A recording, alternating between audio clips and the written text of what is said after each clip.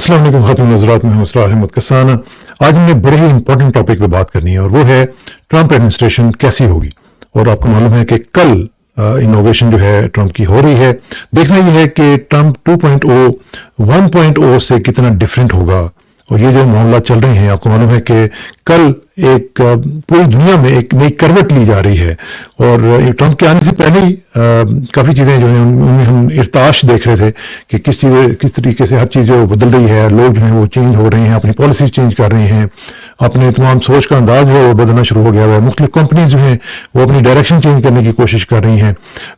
लेकिन इसके साथ साथ हम देख रहे हैं कि वहाँ पे आज बड़े ज़बरदस्त किस्म के प्रोटेस्ट जो हैं वो हज़ारों की तादाद में लोग जो हैं वो निकले हैं। एंटी ट्रंप जो मुजाहरे हैं वो वहाँ पे शुरू हो चुके हैं और ट्रंप जो है वो वर्जीनिया पहुँच गए हैं। वहाँ पे जाके वो ज़ाहिर है कि इनॉग्रेशन का मूड उनका बन चुका हुआ है और अब जाएंगे वहाँ पे और उसकी तैयारियाँ शुरू हो चुकी हुई हैं।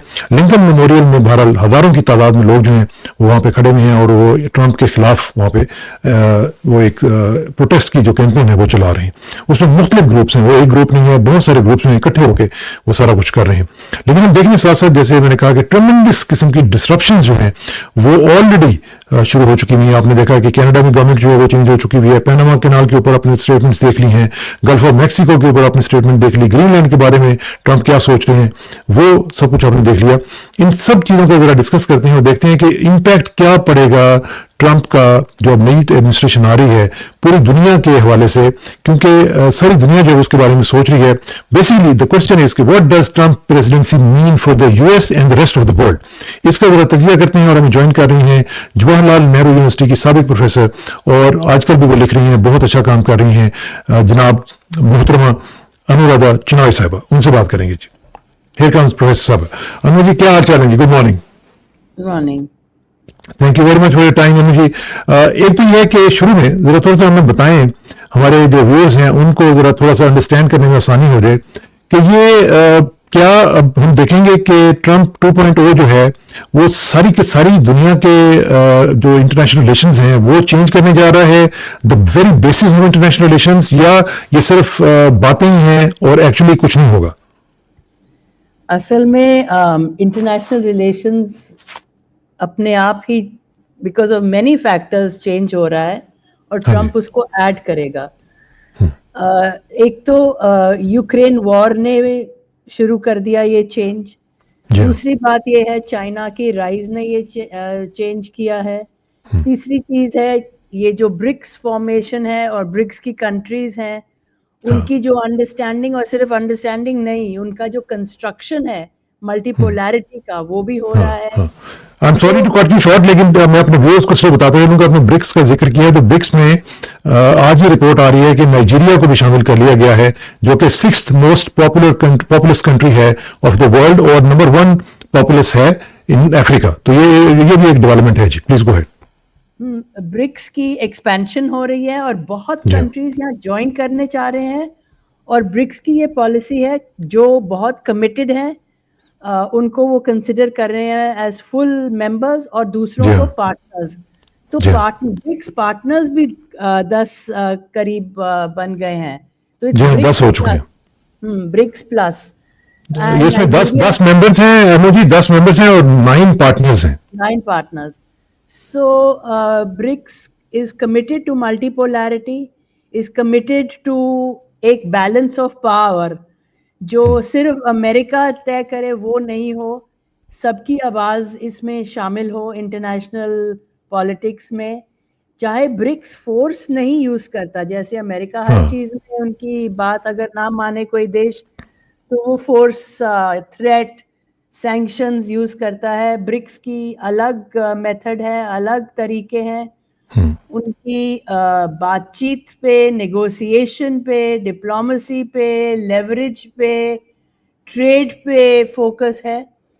तो इंटरनेशनल सिस्टम जिसकी आपने जिक्र की वो ज़रूर इरिवर्सिबली बदल चुका है और ट्रंप के आने से ये ट्रेंड ज़रूर आगे बढ़ता जाएगा। ठीक है, लेकिन जो डिस्ट्रप्शंस हैं क्या हम देखेंगे कि उनकी प्रेसिडेंसी के दौरान बहुत ज्यादा डिस्ट्रप्शंस होंगी?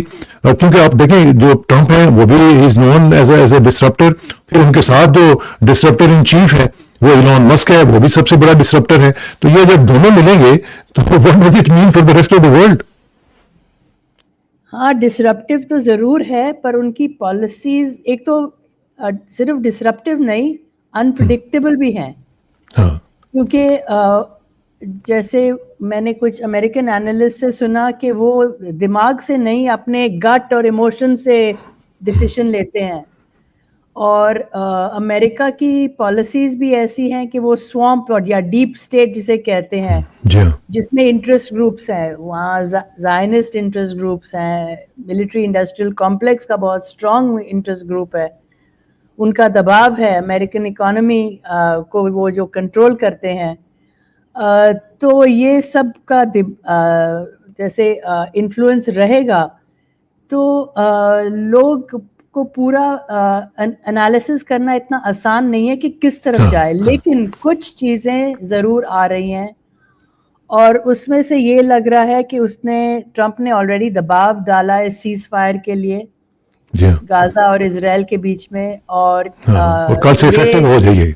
कल से इफेक्टिव हो जाएगा। कितनी देर चलेगा वो, उसका कोई मतलब कोई श्योरिटी नहीं है, क्योंकि हाँ, वो तो नेतन्याहू ने कह दिया ना कि ये हमारे पास राइट रहेगा कि हम किसी और उसको खत्म कर सकते हैं। हाँ, और इजराइल की पॉलिटिक्स में भी ऐसा है कि उनके कैबिनेट में ही ऑपोजिशन है, चाहे उन्होंने इस फर्स्ट फेज को मान लिया है, क्योंकि जी हाँ, ट्रम्प ने कहा देयर बी हेल टू पे। इसने ये नहीं कहा किस साइड को हेल टू पे होगा, क्योंकि पैलेस्टीन और गाजा के लिए ऑलरेडी हेल है। हाँ, तो हेल टू पे बोथ साइड्स के लिए, मतलब इजराइल के लिए तो इतना हेल नहीं होगा, लेकिन उसने हाँ, ये जरूर दबाव डाला है। और बाइडेन एडमिनिस्ट्रेशन पिछले 8 महीने से यही सीज फायर पर्चे को लेके घूम रही थी, पर उन्होंने नहीं दबाव माना। नहीं डाला। नहीं, हाँ, क्योंकि बाइडेन एडमिनिस्ट्रेशन नेतन्याहू सिंसियर भी की नहीं थी।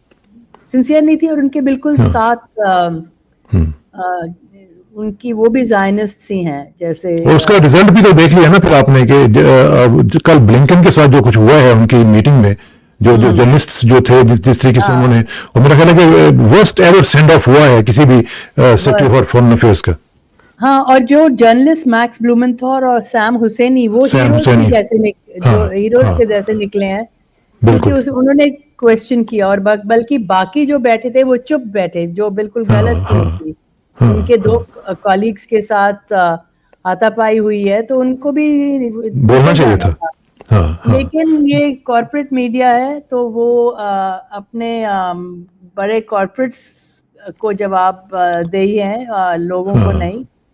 सही बात, तो सही बात। यही लेकिन हुआ लेकिन वहाँ। अनु जी, इसमें एक चीज बड़ी इंपॉर्टेंट जो मुझे लग रही है, उसको if I am wrong please मुझे बताइएगा, कि ये जो पूरी जो सिचुएशन बन रही है, it's even more dangerous because जब आप ये देखते हैं कि ये ट्रम्प की सेकंड टर्म है, सेकंड टर्म आपको पता है कि उसमें कोई स्टेक्स नहीं है उनके, फिर इसमें री इलेक्शन की टेंशन नहीं है, फिर दोनों हाउसेज जो हैं, हाउस ऑफ रिप्रेजेंटेटिव्स और सेनेट भी उनके साथ है, उनके पास है, उनका कंट्रोल है।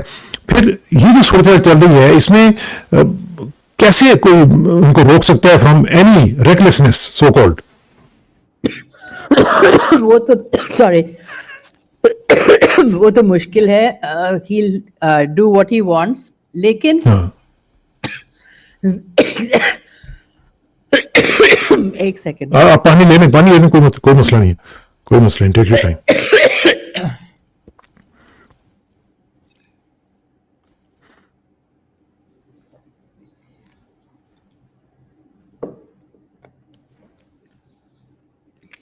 ट्रम्प के पास बहुत ही पावर होगा, क्योंकि वो एक ऑटोक्रेट के जैसे काम कर सकते हैं।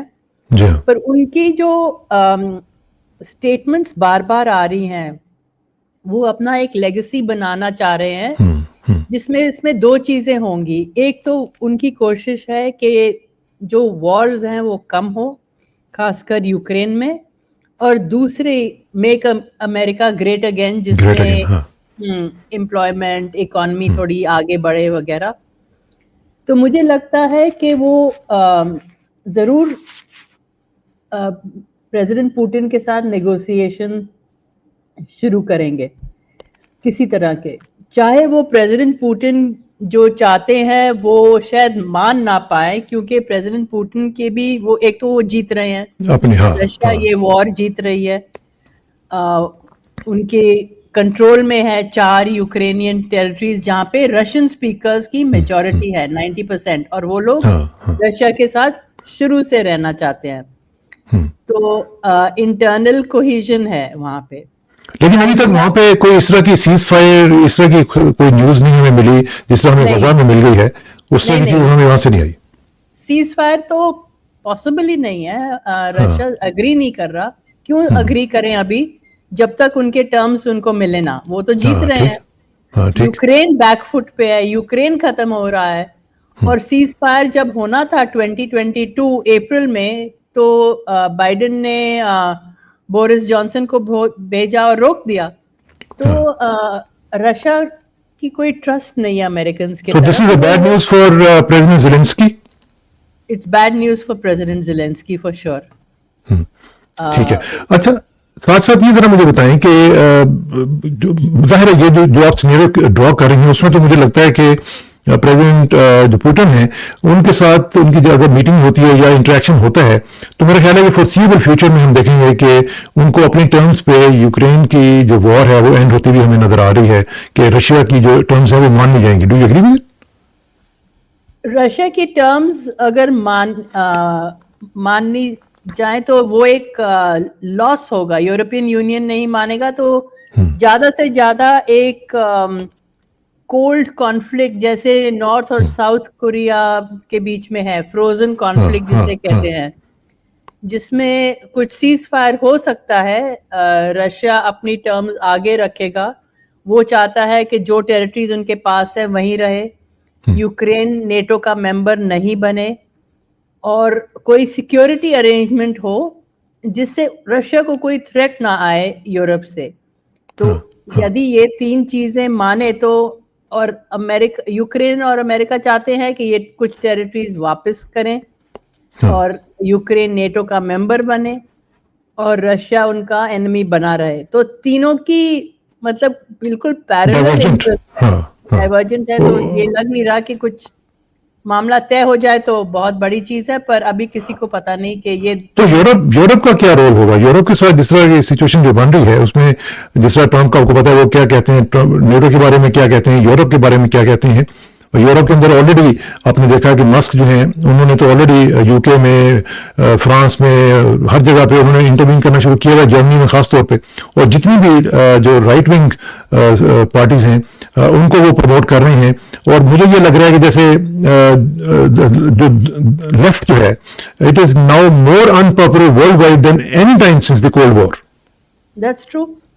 और जर्मनी में लग रहा है कि ये एएफडे जो बिल्कुल राइट विंग पार्टी है, एलिस उसके साथ मस्क ने इंटरव्यू भी किया है, वो सबसे पॉपुलर पार्टी है आज। और वो वॉर के खिलाफ है, चाहे वो बहुत ही राइट विंग है। पर और फ्रांस में लपेन की पार्टी भी आगे आ रही है। हाँ तो राइट विंग फोर्सेस जरूर आगे आ रही हैं। और पर कई वहाँ पे पोलराइजेशन है, क्योंकि वहाँ रशिया का बहुत बड़ा वो उन्होंने एक थ्रेट कंस्ट्रक्ट किया हुआ है, डिमोनाइज किया हुआ है रशिया को, कि ये हम लोगों पे अगर वहाँ यूक्रेन में नहीं रोका जाए तो ये यूरोप में आ जाए। वो बिल्कुल नॉनसेंस व्यू है, लेकिन ये एक प्रोपेगेंडा है। तो ये भी मसला है। पर दूसरी बात ये है कि ट्रम्प का ये बहुत फर्म ओपिनियन है कि यूरोप ये नेटो को और पैसा दे और अपनी सिक्योरिटी को खुद देखे। खुद इसका फाइनेंस मतलब करे। हाँ हाँ अपने फाइनेंस करे। इसका मतलब अपनी 5% ऑफ जीडीपी को डिफेंस स्पेंडिंग में डाले, जो यूरोप, इसका मतलब सोशल एक्सपेंडिचर, सोशल जस्टिस पे कम पैसा आएगा। तो वो और यही शायद यूरोप वो कनाडा को भी यही कह रहे हैं, कनाडा को भी कह रहे हैं कि ये जो आपकी डिफेंस स्पेंडिंग है बहुत थोड़ी है। बहुत थोड़ी है, बिल्कुल। वो कह रहे हैं कि हम लोग ये जो अम्ब्रेला हमने दिया हुआ था, सिक्योरिटी अम्ब्रेला, अब हम देने को तैयार नहीं है। जो पैसा हम आपको दे रहे थे वो हम अपने लोगों पे खर्च करेंगे। और कनाडा से ऐसी चीजें कह दी कि ये एक हमारी सेंट्रल और वेस्ट हमारी स्टेट बन जाए। हाँ 50% और टैरिफ का भी थ्रेट दे दिया उन्होंने। टैरिफ्स का भी थ्रेट कनाडा का। तो ये जो टैरिफ्स की बात है मुझे इसमें हाउ सीरियस ये है, क्योंकि देखिए मुझे ये लगता है कि जैसे ये सिर्फ कुछ मेरा ख्याल है कि बार्गेनिंग टैक्टिक्स भी हो सकते हैं, लेकिन आप उनकी जो पिक उन्होंने किया है एक ट्रेजरी सेक्रेटरी के लिए स्कॉट बेसेंट को, आपको पता है वो हेज फंड बिलियनर हैं और खुद भी उनका बड़ा एक रोल रहा है, और वो सैंक्शंस चाहते हैं रशिया के ऊपर, ईरान के ऊपर, वेनेजुएला के ऊपर भी, और सारे इस तरह के जो लोग हैं उनके ऊपर वो सैंक्शंस के हक में होते हैं। वो टैक्स कट्स जो है वो करना चाहते हैं रिच और जो कॉर्पोरेशन है उनके ऊपर। तो ये टैरिफ वॉर आप देख रही हैं कि इनके आने से जाहिर है कि ट्रंप का भी जो जाहिर है उसमें एक इन्फ्लुएंस होगा, तो क्या are we heading towards a very big international level tariff war? जरूर टैरिफ्स तो होंगी, अमाउंट वेरी करेगा, चाहे वो कहेगा कि अभी तो कह रहा था 60% लगाऊंगा मैक्सिको और कनाडा पे, वो डिक्रीज करेगा, पर टैरिफ जरूर चाहेगा, क्योंकि वो चाहता है कि अमेरिकन इंडस्ट्री फिर से डेवलप हो। तो ये ग्लोबलाइजेशन की जो पॉलिसीज थी उनको एंड करेगा, पर न्यू लिबरल पॉलिसीज कंटिन्यू करेंगी, मार्केट कैपिटलिस्ट को स्ट्रॉन्ग करना वगैरह, क्योंकि वो तो उनकी बेस है। वो खुद भी तो मर्केंटलिस्ट ही है ना, वो खुद भी तो इसे और पर टैरिफ जरूर लगाएंगे। और दूसरा, ये जो पुराने किस्म का इंपीरियलिज्म था, वो ट्रम्प की पोजीशन है कि ग्रीनलैंड बन जाए अमेरिका का, अगर डायरेक्ट पॉलिटिकली अंडर हिस्सा नहीं, लेकिन ग्रीनलैंड के साथ बहुत कॉन्ट्रैक्ट्स करेगा, क्योंकि वो एक अनएक्सप्लोर्ड एरिया है। तो एक new colonialism type, colonial expansionism की उसकी इंटेंशन है।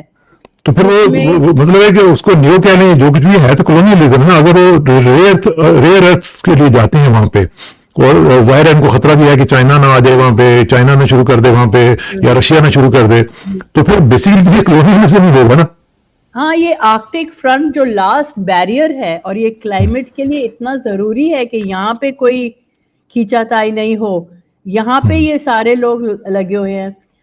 रशिया ने भी आइस ब्रेकर्स लगा के ये नॉर्थ सी रूट, क्योंकि क्लाइमेट चेंज के साथ यहाँ पे ग्लेशियर्स मेल्ट हो रहे हैं, तो उनके लिए बहुत फायदा है अगर नॉर्थ सी रूट खुल जाए, क्योंकि फिर उनकी पोर्ट्स, उनकी सबसे ज्यादा पोर्ट्स वहीं पे हैं, और शॉर्टकट हो जाएगा। जैसे इंडिया भी उनके साथ मतलब इस वेंचर में पार्टिसिपेट कर रहा है थोड़े बहुत, और चाइना भी।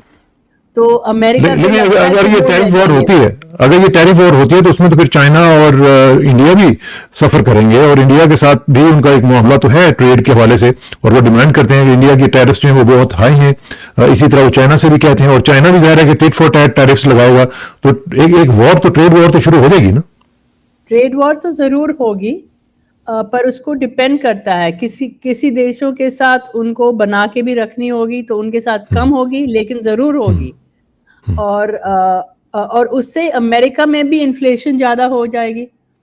जैसे सोचिए, अब अगर चाइना पे करते हैं तो चाइना की तो प्रोडक्ट्स वहां पे जितना जाती हैं, और यहाँ पे चाइनीज। एप्पल कहाँ पे अपनी प्रोडक्ट्स बना रहा है? इंडिया में बना रहा है, वियतनाम में बना रहा है, तो क्या वो एप्पल पे लगाएंगे टैरिफ्स? एप्पल की सारे टेलीफोन, मोबाइल्स यहाँ पे बन के जा रहे हैं, तो उन पे भी टैरिफ्स लगेंगे क्या? मतलब ये क्वेश्चन उठेंगे ना, ये क्वेश्चन उठेंगे। लेकिन एक चीज है कि मैंने देखा कि ट्रंप का मूड अगर हो तो वो कई चीजें जो पहले की हुई होती हैं उसको चेंज भी कर देते हैं। फॉर एग्जांपल, आपको याद होगा कि ये जो 2020 में उन्होंने आते ही एग्जीक्यूटिव ऑर्डर जारी कर दिया था कि ये टिकटॉक को बैन कर देते हैं, और फिर जजेस ने उसको ब्लॉक किया था।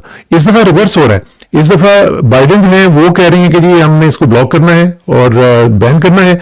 जजेस ने भी कह दिया कि जी हाँ बैन कर लें। अब ट्रंप से अब तो वो कहते हैं कि नहीं, मैं इसको 90 डेज की एक्सटेंशन दे दूंगा, टिकटॉक को बैन नहीं होने दूंगा।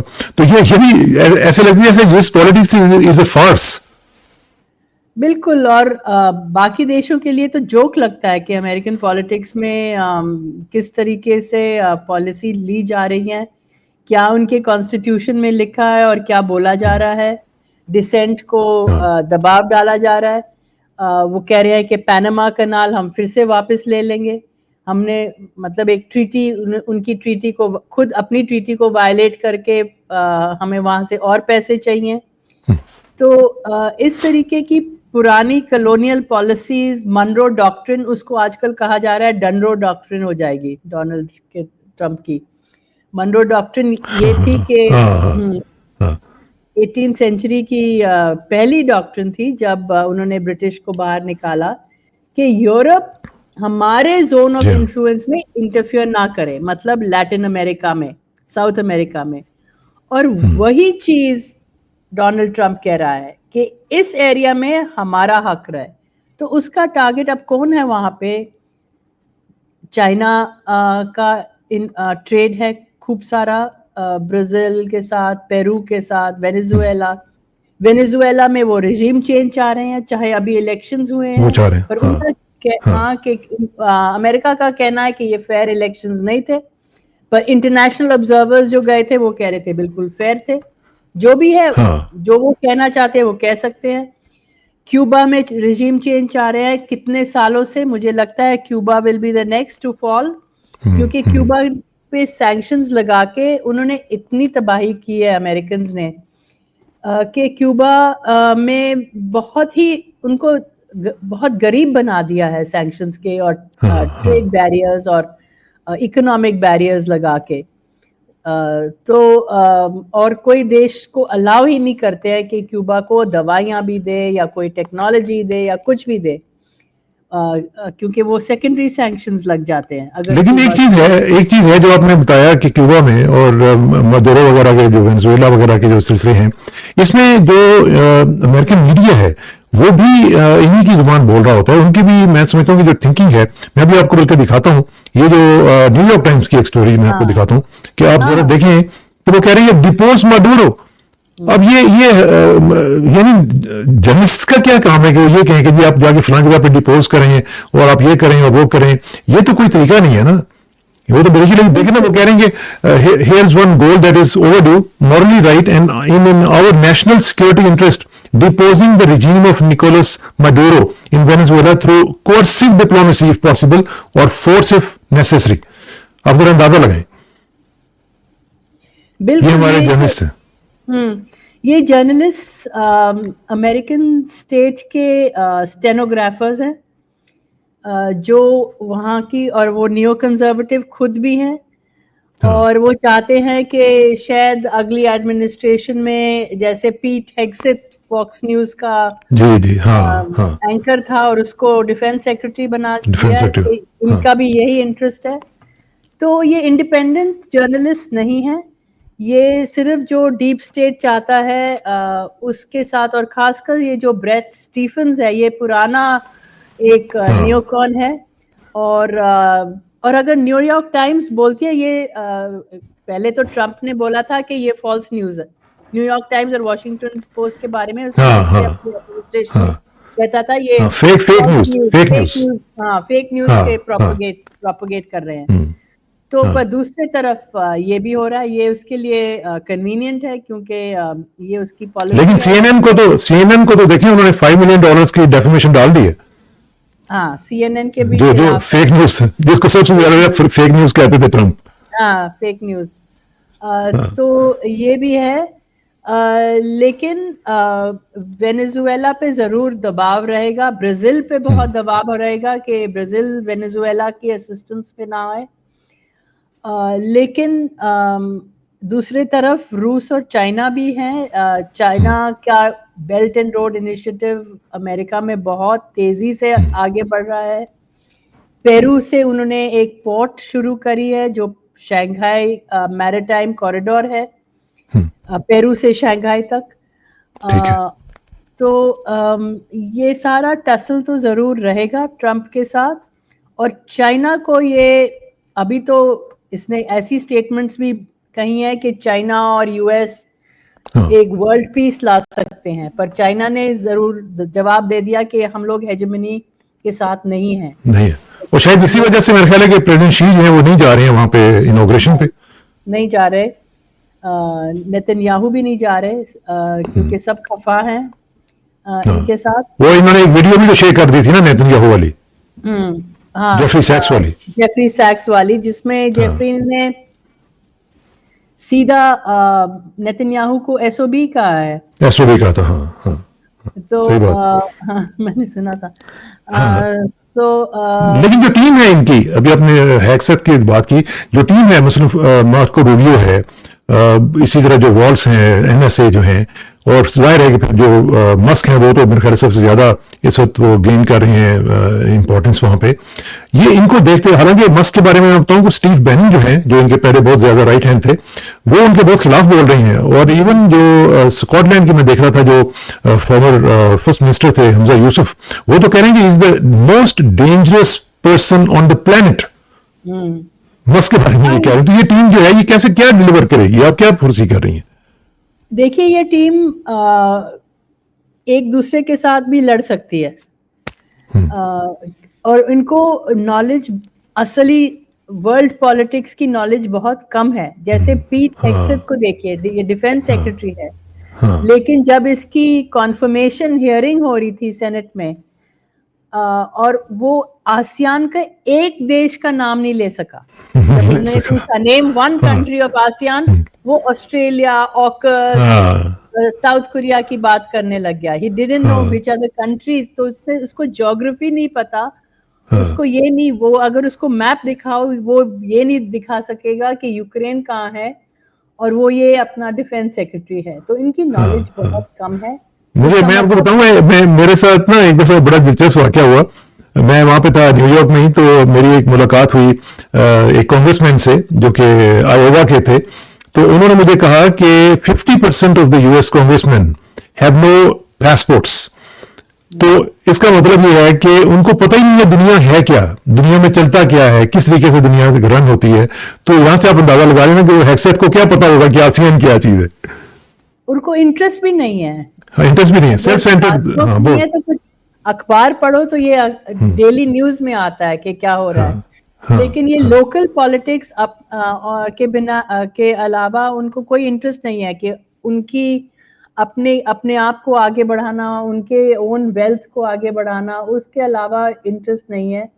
और कौन उनको कहाँ से पैसा दे सकता है, Zionist lobby, military industrial complex, आगे क्या होगा। तो इसलिए ये डेंजरस सिचुएशन है, क्योंकि ये बहुत पावरफुल है। ये लोग फोर्स मिलिट्री को यूज कर सकते हैं। इनकी 900 बेसेस हैं अक्रॉस द वर्ल्ड। बाकी दुनिया इनसे थोड़ी बहुत डरती है। इसीलिए ये ब्रिक्स वगैरह ने ये मल्टीपोलैरिटी करी है कि कुछ तो हो, चाहे उनकी कोई सिक्योरिटी अलायंस नहीं है, लेकिन अब रशिया और ईरान ने, पहले रशिया और नॉर्थ कोरिया ने एक स्ट्रेटेजिक कॉम्प्रिहेंसिव पार्टनरशिप करी है, और 17 तारीख को रशिया और ईरान ने, और रशिया और चाइना की पहले ही स्ट्रेटेजिक पार्टनरशिप है, रशिया और इंडिया की स्ट्रेटेजिक पार्टनरशिप है। तो सारे देश कोशिश कर रहे हैं कि अपने आप को स्ट्रॉन्ग करें कि अमेरिकन प्रेशर को किसी तरह रेजिस्ट किया जा सके। हाँ, लेकिन क्या ये फॉरएवर वॉर जो है वो खत्म हो सकेगी? क्योंकि हम देखते हैं कि हर वक्त ये वॉर की बात कर रहे थे। आप देखें, बुश से देखें, इराक में उन्होंने किया, अफगानिस्तान उन्होंने शुरू किया, ओबामा को देखें, उसने लीबिया पे किया, सीरिया पे किया, यमन, अफगानिस्तान, यूक्रेन का भी उन्होंने प्रॉक्सी वॉर शुरू करवाई। ट्रंप ने भी, ट्रंप के बारे में जो कहते हैं कि उसने वॉर शुरू नहीं करी, उसने सीरिया में किया, उसने यमन में किया, अफगानिस्तान में भी उसने करता रहा। हाइब्रिड वॉर जो है वो वेनेजुएला पे उसने शुरू की हुई थी। ईरान को देखें, चाइना को देखें, फिर बाइडेन को देखें, जेनोसाइड आपने देखें कि कैसे उसने शुरू की यहाँ पे गजा में। यूक्रेन में भी प्रॉक्सी वॉर शुरू करवा दी। हाइब्रिड वॉर चाइना के साथ भी चलती रही। तो ये फॉरएवर वॉर है, ये क्या खत्म हो सकेगी? नहीं, ये इंपीरियल पावर है। कॉलोनियल वॉर्स, जैसे कॉलोनियल पार्टीशंस की पॉलिटिक्स थी, कॉलोनियलिज्म किस तरह से आगे बढ़ा, वॉर के थ्रू, फोर्स के थ्रू। हम लोग थोड़ी ना चाहते थे कि ब्रिटिश यहाँ पे राज करे जाए। हाँ, बिल्कुल, उन्होंने दबाव डाला, तो वही पॉलिसीज अलग अलग तरीकों से चल रही हैं। इसीलिए वो फॉरएवर वॉर्स एक नाम है, लेकिन ये इंपीरियल वॉर्स हैं। Wars of imperialism, Wars of new colonialism, Wars of American hegemony, और रिजीम चेंज, इंटरवेंशन, अपने लिए ह्यूमन राइट्स और बाकियों के लिए जेनोसाइड। तो ऐसे ही चलेगा जब तक इन पे दबाव ना डाला जाए और बाकी देश और ये वो समझ दबाव कौन डालेगा? देखिए ना, जो बड़े बड़े कंट्रीज हैं वो खुद दबाव में आगे में हैं। अभी आप देखें, इवन इंडिया का भी देखें, इंडिया के ऊपर जो ये जो इमिग्रेशन का एक जो तलवार लटक रही है, कितने लोगों को ये निकालने जा रहे हैं। H1B वीजा के ऊपर इतना अप्रोर आप देख रहे हैं, और फिर ट्रेड की भी और टैरिफ्स की भी बात होने जा रही है। तो इंडिया तो खुद प्रेशर में आ जाएगा। इंडिया का क्या पॉलिसी होगी, किस तरीके से इसको टैकल किया जाएगा? इंडिया की पॉलिसी यही होगी जो पहले थी कि वो लोग इंडिया अमेरिका से बनाए रखेगी, नेगोशिएट करेगी, प्रेशर डालेगी, क्योंकि वो भी अमेरिका से बहुत डिफेंस इक्विपमेंट भी खरीद रहे हैं। तो अमेरिका को भी इंडिया की मार्केट की ज़रूरत है। ये नहीं कि ये एक तरफी पोजीशन है। और अभी तक और इंडिया की रशिया के साथ भी बहुत बातचीत है, स्ट्रेटेजिक पार्टनरशिप है, वहां से भी डिफेंस इक्विपमेंट, ऑयल वगैरह लेते हैं। अब उन्होंने नए सैंक्शंस डाल दिए हैं रशियन ऑयल पे, तो इसका मतलब इंडिया पे भी सैंक्शंस लग सकते हैं। लेकिन पहले भी इन्होंने इंडिया को एक वेवर दे दिया था, क्योंकि इंडिया ने बोला था कि हमारी इकोनॉमी ऑयल के बिना नहीं चल सकती। वो तो बाइडेन ने दिया था। बाइडेन ने दिया था वेवर। तो अभी भी इंडिया नेगोशिएट करेगा। तो इंडिया की पॉलिसी अग्रेसिव पॉलिसी नहीं रहेगी, लेकिन वो फर्म रहेंगे कि आप को अगर हमारी मार्केट, क्योंकि इंडिया के साथ बहुत ट्रेड है अमेरिका का, और बैलेंस ऑफ ट्रेड भी काफ़ी अच्छा है इंपोर्ट एक्सपोर्ट्स के बीच में। इंडिया का एक्सपोर्ट्स जो लेते हैं और इंडिया जो अमेरिकन गुड्स का इंपोर्ट लेती है, तो अमेरिका को ज़रूरत है इंडिया की। और दूसरा, वो हमेशा कोशिश करते हैं कि इंडिया और चाइना की रिलेशंस खराब हों, लेकिन इसमें भी इंडिया ने अलाउ नहीं किया कि अमेरिका दखल दे। ये एक खासियत है इंडिया की, unlike other south Asian countries, कि वो उन अमेरिका के दबाव में नहीं आए और उन्होंने खुद चाइना के साथ 43-44 कमांडर लेवल बॉर्डर पे नेगोशिएशंस चली हैं और चलती रह रही हैं, और कई पॉइंट से डिसएंगेजमेंट हो चुकी है और अंडरस्टैंडिंग है। हाँ, अभी तक इतना ट्रस्ट नहीं है, लेकिन इंडिया का इतना ट्रस्ट नहीं है, पर ये धीरे धीरे बिल्ड डेवलप हो सकता है। ठीक है। अच्छा, क्वाड का क्या बनेगा? क्वाड जो है उसमें क्या चलेगा, और क्या क्वाड जो है वो उसी तरह इंपॉर्टेंट रहेगा, या उसमें थोड़ा सा इसको डाइल्यूट किया जाएगा? क्वाड का ये है कि ये यहाँ क्वाड में भी इंडिया ने इसको एक ज्यादा मिलिट्री अग्रीमेंट नहीं बनने दिया, इसीलिए उन्होंने ऑकस बना दिया। ऑस्ट्रेलिया, यूके, यूएस, और उसमें न्यूक्लियर सबमरीन्स का वो देंगे ऑस्ट्रेलिया को। लेकिन क्वाड एनवायरनमेंट की बातें कर रहा है, हेल्थ की बातें कर रहा है, और कुछ मैरिटाइम सिक्योरिटी। तो इंडिया क्वाड का मेंबर है, लेकिन क्वाड एक ना मिलिट्रिस्ट ऑर्गेनाइजेशन नहीं बना, क्योंकि इंडिया ने उस पर रोक लगाई है कि वो कुछ भी चाइना के डायरेक्ट खिलाफ नहीं करना चाहता। वो एक बैलेंस मेंटेन करना चाह रहा है कि चाइना के साथ बैलेंस ऑफ पावर रहे इस रीजन में, इंडो पैसिफिक रीजन में। ठीक है। अच्छा, ये मुझे बताएं कि ये जो एक चीज हम मिस कर गए, वो ये थी कि जो ईरान रशियन बड़ी स्ट्रेटेजिक डील हुई है, वो बहुत ही इंपॉर्टेंट है और बहुत ही ऑल इनकॉम्पसिंग किस्म की जो है वो डील हुई है। इसकी क्या इंपॉर्टेंस है आपकी नजर में, और ये आगे जाके इसका क्या इम्पैक्ट होगा जी रीजन पे? देखिए, जो मिडल ईस्ट रीजन है वो अभी भी सबसे सेंट्रल है ऑयल के वजह से, और वो अमेरिका की हेजेमनी के लिए बहुत इम्पोर्टेंट है। अमेरिका वहाँ अपना कंट्रोल चाहता है, और उनके दो जो मेन कंट्रीज हैं वहाँ, इजराइल और सऊदी अरेबिया, जो उनका कहना मानते हैं। और उसमें भी सऊदी अरेबिया अब थोड़ा इंडिपेंडेंट होना चाह रहा है, स्ट्रेटेजिक ऑटोनॉमी। तो अब्राहम अकॉर्ड को पुश करेंगे? पुश करेंगे, लेकिन जब तक टू स्टेट, सऊदी अरेबिया ने भी जो बिल्कुल उनके साथ है, उन्होंने भी कहा है कि जब तक टू स्टेट सोल्यूशन ना हो और परमानेंट सीज फायर ना हो और गाजा में रिकंस्ट्रक्शन ना हो, तब तक वो नहीं साइन करेंगे। तो सऊदी अरेबिया भी दबाव डाल रहा है, लेकिन ठीक है। ईरान जो है वो इंडिपेंडेंट तरीके से जा रहा है और उन्होंने रूस, जैसे आपने कहा, रूस के साथ अग्रीमेंट साइन Yeah. करी है जो बहुत कॉम्प्रिहेंसिव है। उसमें कुछ एम्बिग्विटीज भी हैं कि अगर ईरान पे अटैक होगा तो क्या रूस भी ज्वाइन कर लेगा, हाँ, ये आगे देखने की बात है। ये लिखित में नहीं है, लेकिन अंडरस्टैंडिंग एम्बिग्विटी है। है कि हो भी सकता है, ना भी हो सकता है, पर ठीक उनको है। कन्वेंशनल वेपन जरूर देंगे। और रशिया को ईरान के ऑयल में इंटरेस्ट नहीं है, चाइना को ऑयल के इंटरेस्ट है। बिल्कुल, तो बिल्कुल। ईरानियन ऑयल वहां पे जा सकता जाएगा। ईरानियन ऑयल इंडिया में भी आता था, पर अमेरिका ने खूब दबाव डाला कि ये ना आए क्योंकि ईरान पे सैंक्शंस है। हाँ, और इंडिया के साथ ये नॉर्थ साउथ ट्रांसपोर्ट बॉर्डर है, इंडिया, रशिया, अजरबैजान, ईरान, जो बहुत इम्पोर्टेंट है। वहाँ से रशिया का कोयला इंडिया में आया है, 2 ट्रेन लोड्स, तो वो चल रहा है। ठीक है, बॉर्डर ठीक है। शुरू हो, वो कनेक्शन शुरू हो गया है। तो ये हो सकता है कि जो बात हो रही थी कि इजराइल चाहता है कि ईरान के साथ वॉर करे, हाँ, ये शायद रुक जाए, क्योंकि इस डील में ये भी है कि रशिया चाहता है कि ईरान न्यूक्लियर ना बने।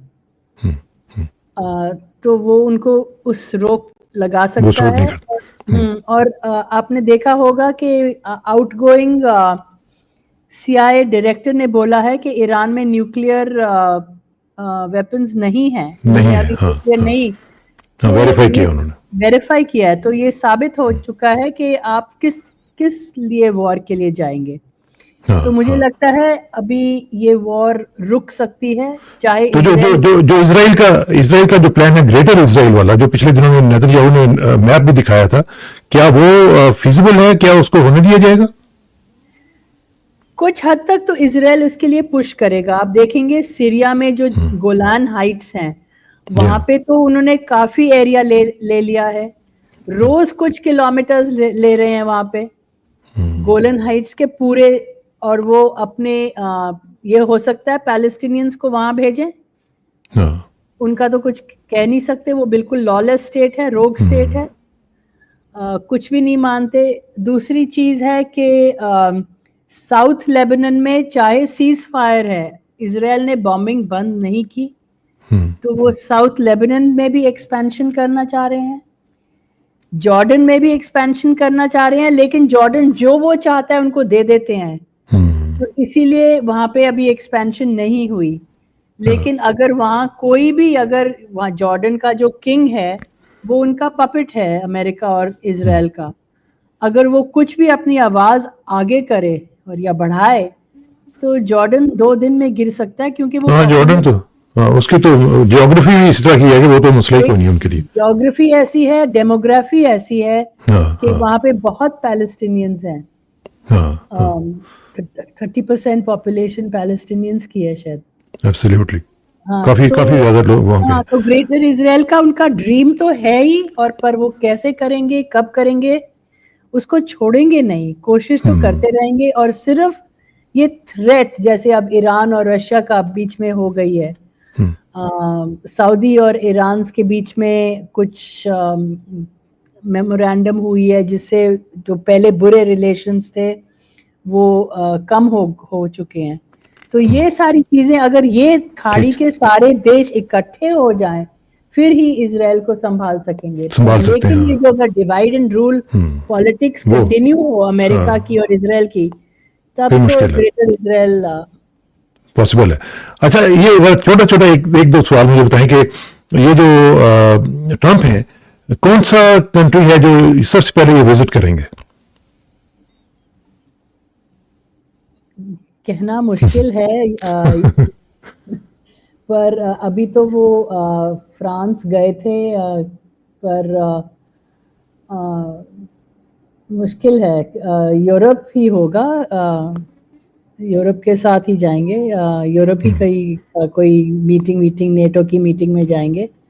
पर उनका इंटरेस्ट मेनली अमेरिका है, और जहाँ पे उनकी पॉलिसी जो उनकी बात माने वहाँ पे जाएंगे। जर्मनी हो सकता है, पर जर्मनी में February 23 पे इलेक्शंस हैं, इलेक्शन हो रहे हैं। और हो फ्रांस सकता है में रशिया चले गए, रशिया भी तो जा सकते हैं। अभी नहीं, वो तो अभी 6 नहीं? महीने कहा है कि पहले रशिया को कुछ देना होगा उनको, और पुतिन बहुत स्ट्रांग है, उसका कोई इंटरेस्ट नहीं है नेगोशिएशन इंडिया में। इंडिया के बारे में क्या ख्याल है? हो सकता है लास्ट टाइम आपको याद होगा उन्होंने कहा था आपकी बात ट्रंप से कहा मोदी साहब ने, तो मोदी साहब हो सकता है फिर बुला लें उनको, क्वाड की भी मीटिंग है। हाँ, तो इंडिया से अच्छे रिलेशंस रहेंगे ट्रंप के, क्योंकि इंडिया उनको ट्रंप के पर्सनल इंटरेस्ट भी हैं, यहाँ पे ट्रंप टावर्स पुणे वगैरह में हैं। हाँ हाँ हाँ, तो जरूर उनका इंटरेस्ट रहेगा इंडिया में, पर किस देश में जाएंगे वो उनकी अभी पता नहीं है। चलिए आखिर में सर ये बताएं कि इमरान खान के बारे में उनकी क्या अप्रोच होगी, क्योंकि हमने देखा कि कल आपने पढ़ा होगा कि पाकिस्तान के फॉर्मर प्राइम मिनिस्टर साहब को 14 साल कैद की सजा सुना दी गई है, और उनकी बेगम जो है उनको भी 7 साल की सजा सुना दी गई है। एक बड़ा ही पॉलिटिकली मोटिवेटेड केस था, बड़े बोगस किस्म का, लेकिन वो सजा उनको हो गई है। तो इसके बाद ट्रंप जो है उनके साथ उनकी अच्छी कैमराडरी वगैरह अच्छी थी इमरान खान की, तो क्या वो इंटरव्यून करेंगे इमरान के लिए, या ये सिर्फ बातें ही हो रही हैं इस तरह की? नहीं, हो सकता है, पर फिर इमरान को बिल्कुल उनकी माननी पड़ेगी। हाँ, ये भी मसला होगा कि ये इमरान और जो चाइना के साथ पाकिस्तान के रिलेशंस हैं वो उनको म्यूट किया जाएगा। पर अभी तक जो था मेरी नज़र में, या मैं गलत भी हो सकती हूँ इस पे पूरा, कि अमेरिका पाकिस्तान की आर्मी और सिक्योरिटी को कंट्रोल करना चाह रहा है, और लेकिन उनको क्योंकि पाकिस्तान को बहुत पैसा की ज़रूरत है, उन्होंने 23 लोन्स लिए हैं, डेट में हैं। वो सिंध में जो फ्लड्स हुए थे उनको कॉम्पनसेशन नहीं मिल सकी, तो वो तो चाइना ही दे सकता है, जो स्पेक कॉरिडोर वगैरह है, चाइना पाकिस्तान इकोनॉमिक कॉरिडोर। तो वो चाइना उनको पैसे देता रहे और अमेरिका उनको सिक्योरिटी और उनकी वहाँ कंट्रोल किया जाए, वो अमेरिका के लिए शायद कन्वीनियंट हो जाए। लेकिन ट्रंप चाहेगा कि पाकिस्तान में भी एक बेस बने, जिससे अगर वो चाइना के साथ वॉर करें तो वो चाइना पाकिस्तानी बेसिस को भी यूज कर सकें, जो पाकिस्तान नहीं चाहेगा। तो इस पे खींचाताई होएगी, लेकिन पता नहीं अगर पाकिस्तान माने या ना माने। तो फिर इमरान खान को आप रिलीज होता हुआ देखते हैं फोर्सिएबल फ्यूचर में? जी, होना तो चाहिए कि मेन लीडर ऑपोजिशन की किस तरीके की डेमोक्रेसी आप कह रहे हैं, क्या वहाँ है कि नहीं तो एक फेल्ड स्टेट, बिल्कुल आर्मी फिर से बहुत स्ट्रांग है, ये जो गवर्नमेंट है ये तो पूरे आर्मी के साथ चल रही है। लोकल पॉलिटिक्स थोड़ा सा उनके पास है, पर बाकी सारा कुछ लग रहा है कि आर्मी ही तय कर रही है। तो सब कुछ वही कर रहे हैं, सब कुछ वही कर रहे हैं। लेट्स सी क्या होता है। आपकी जो राय है वो हमें मिल गई, देखते हैं कि क्या होता है और किस तरीके से सारी चीजें चलती हैं, और स्ट्रेटेजिक सिनेरियो जो है वो अब 20 के बाद कैसा बनता है। इंशाल्लाह बड़ी जल्दी फिर आपसे दोबारा पूछेंगे और आपसे मुलाकात होगी। Thank you very much for your time जी। इंशाल्लाह जल्दी कोई ना कोई अरेंज करेंगे आपके साथ इंटरेक्शन जी। Thank you. आप कुछ कहें? थैंक यू वेरी मच जी। Thank you, bye bye.